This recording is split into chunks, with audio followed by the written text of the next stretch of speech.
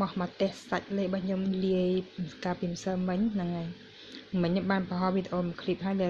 ពីរបៀបលាយលេរបស់វានេះហ្នឹងឥឡូវខ្ញុំមកទេសសាច់លេបងប្អូនមើលណានេះសាច់លេរបស់វា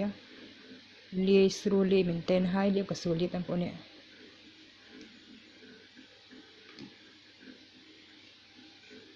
និយាយទៅ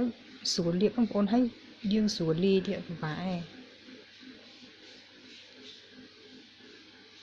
ខ្ញុំគាត់មកទេសសាច់លេនេះបងប្អូនអាចជ្រើសប្រមុនទៅស្នាក់ហើយបងប្អូនអាចខ្លាចប៉ះពាល់ដល់ស្បែកពេលអី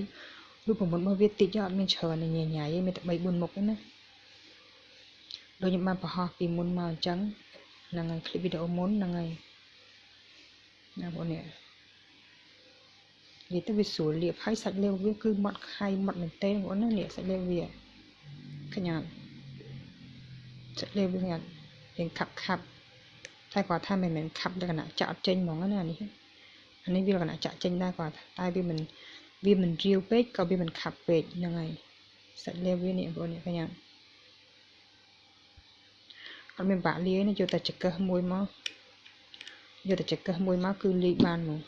មិនបាច់ចាំបាច់ម៉ាស៊ីនមិនបាច់ចាំបាច់សភាឆ្នាំងអីញ៉ៃញ៉ៃចានអីញ៉ៃញ៉ៃអត់ទេអានេះឃើញអត់នេះរូបមន្តវានេះហ្មងណានេះរូបមន្តវាតែប៉ុណ្្នឹងឯងណា